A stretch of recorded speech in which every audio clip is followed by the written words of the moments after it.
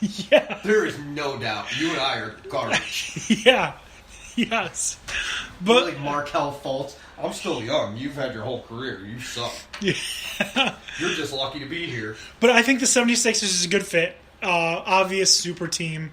Probably win multiple championships. Well, I mean, Philadelphia is in probably the best position they could possibly be in right now. They have a boatload of money and Boatload of picks. They have a nice group of picks, and they have two people that are up and coming, very likely potential stars of the future that just need a little bit of extra and a little bit more experience with them.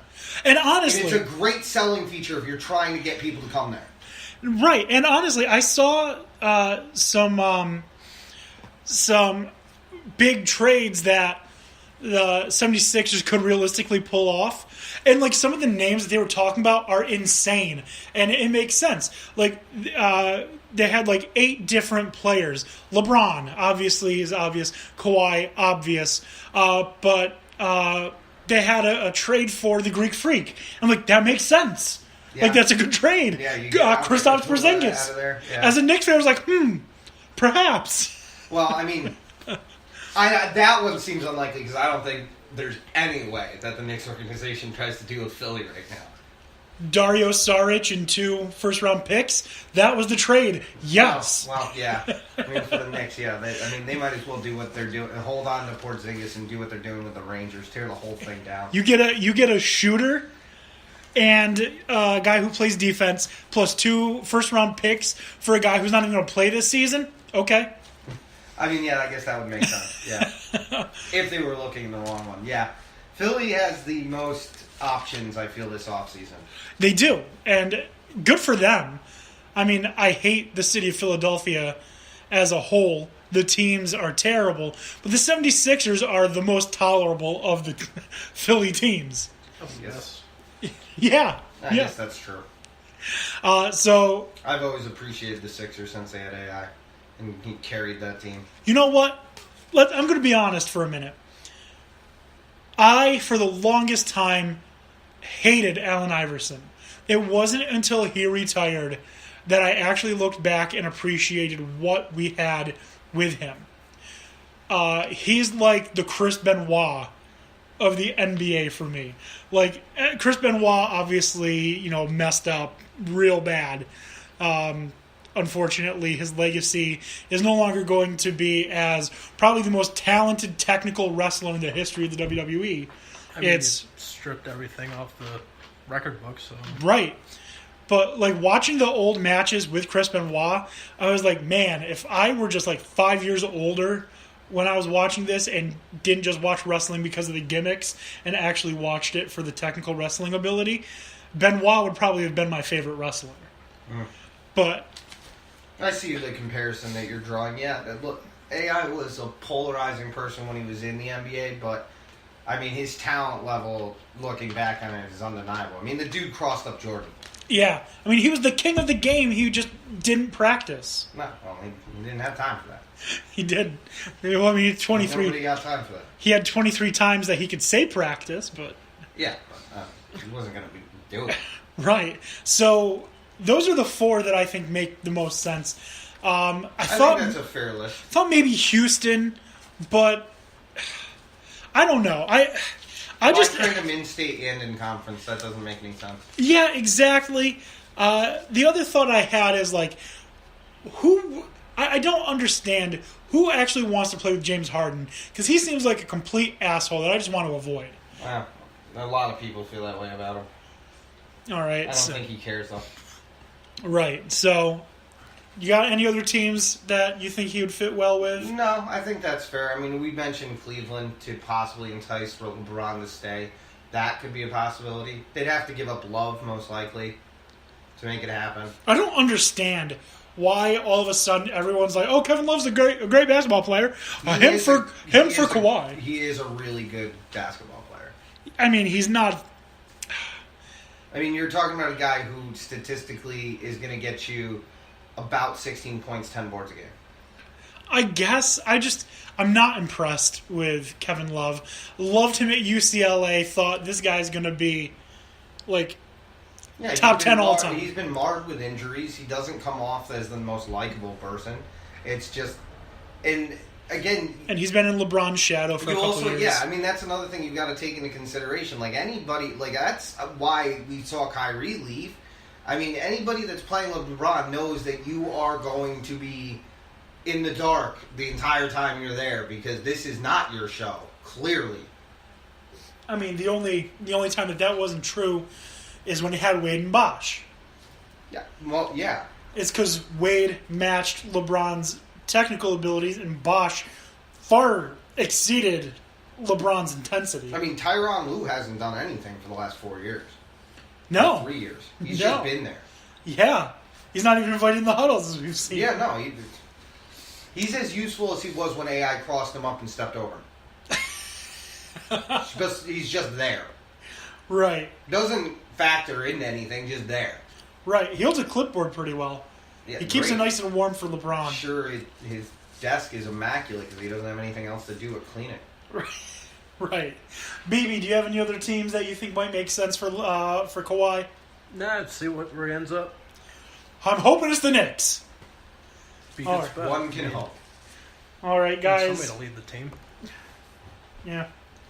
Need someone to lead the team, exactly. Okay, guys, we're going to do something that we haven't done before yet. Got a little bit of a game. I want your opinions.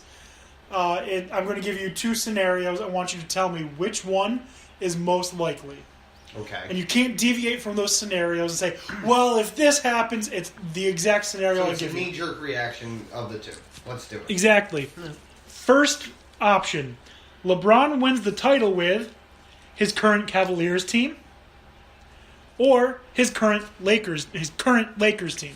Just take LeBron off the Cavaliers, put him on the Lakers. Which team is most likely to win the title? His current Cavaliers team or the team he would have with the current Lakers? Cavs. Lakers. Ooh. All right. I want explanations. Why the Cavaliers? I mean, you're talking about a guy who's already been to the doorstep of this finals 4 consecutive years row with this team and losing pieces. If it wasn't for Golden State gaining Kevin Durant, there's the argument that he could have won more championships. And the idea that Golden State is going to be able to stay intact forever doesn't seem likely to me. The talent is just not there in LA for me right now. Okay, BB, why Lakers? What was the combo that you could potentially be with? Paul George and... Nope, it's not potential. It's current team. Okay. So it's Kuzma, Lonzo, Ingram, whoever else they have in Los Angeles. And, no, Cleveland. Cleveland? Yeah. Okay. The other reason I say that, too, is because the West is so hard to get out of. And with that talent, I don't think you can get out of the West. Okay. So getting to a title, it's a lot easier in the East. We've known this for, 2 decades? Exactly. All right. Even look at the Dodgers, too. I mean, they don't want to win a World Series, apparently. Apparently not. No, they're actually actively trying not to. Like 10 years good. You got any World Series? No. No, they're like, we deserve this for Raul Mondesi. We've got Kershaw. I mean, you can come see him. I mean, Cody Bellinger's all right. Yeah. Get that Seager kid. Yeah. Things are going. His brother's better than him in Seattle, but never mind that. Things are going okay. Yeah, all right. Scenario 2. Odell Beckham Jr. becomes the highest paid player in the NFL or gets traded / cut. Which is more likely? Which is more likely? Which is more likely to happen? Cut, because he's not going to be the highest paid player in the league. That's outrageous to think of. I mean, I get his idea of wanting to be the highest paid player in the league, but rationale-wise, it doesn't make any sense. You're not going to make more money when there's not a guarantee that every time the play happens, you have the ball. I agree with that, too. You got to get past the ball net.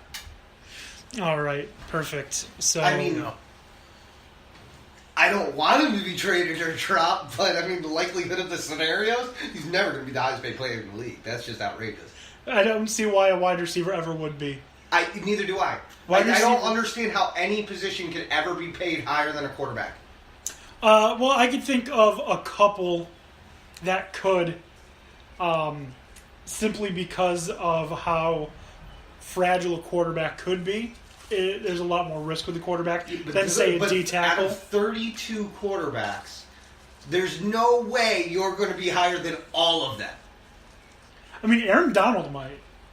Aaron Donald might be at some point the highest paid player. That's until the next quarterback gets a contract. Right. Oh, I'm not saying he maintains being the highest paid player. He becomes the highest paid player. Okay. So you both say gets traded. There's also cut. the argument that Aaron Donald is possibly one of the most dominant players in the NFL, or the most skilled players in the NFL. If it's not him, it's Tyron Smith. They're 1 and 2 in my opinion. Yeah, I think Aaron Donald's heads and shoulders above most. Yeah.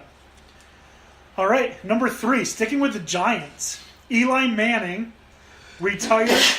Bless you. Bless you. Retires at the end of the season, or gets traded or cut. I think he should just retire. I think the likelihood is more that he would retire. I don't think he's going to get cut. I think the Giants would reasonably go to him and be like, listen, dude. Or leaves if his contract is up. We're going to have to cut you, so we prefer you to retire. That, I can see that conversation.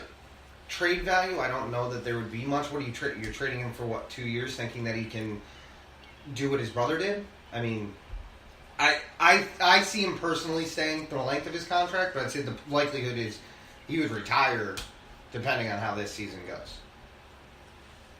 All right, so far we don't have much disagreement. The next one, maybe you might. Which is more likely? Tom Brady retires at the end of the season or wins another Super Bowl? Basically, the question is, does Tom Brady retire at the end of the season or win a Super Bowl this year? Which is most likely? That one's tough. And this isn't a situation of Brady trade or cut, because we know Belichick will just do whatever he needs to. No, I know. It's retire or win Super Bowl. And this year? This year. I'm going to say retire just because I don't think that there's a lot of talent on that Patriots team left. So I don't think they have a likelihood of winning a Super Bowl. There's just not... I can't name people on that team. Most of them left. Deion Lewis left. Nate Solder left. What's his name? Brandon Cooks left, right? Amendola's gone, right? Yeah, is Amendola still there? Did he leave? He's going to Miami, I think. Yeah, Edelman's suspended. Yeah. So, I mean, who's there with you? Brandon Cooks is a Ram now, right? I don't know where Cooks is. Well, we said the same thing before, and, I mean, look what's happened. Yeah, but they didn't win the Super Bowl this year. Right. Let's say...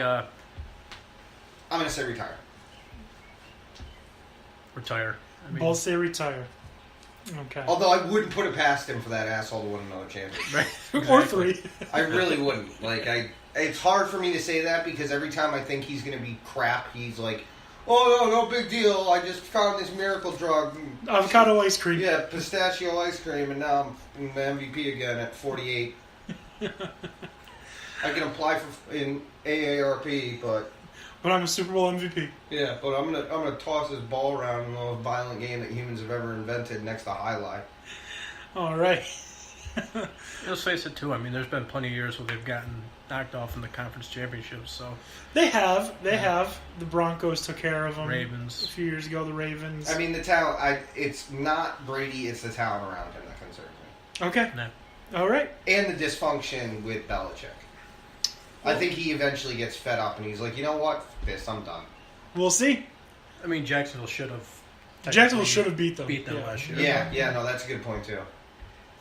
So, the next one... But then again, they're sticking with Blord. Oh, whatever.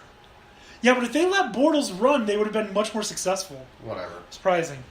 I'm embarrassed to share a birthday with that man. Don't be. I am. Blake Bortles is a god. No, he's not. Blake Bortles Facts, by the way, if you're not following them, I'm just going to give him a shout out on Twitter.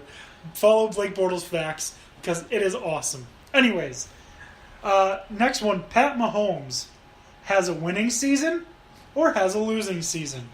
Most likely to happen. Winning.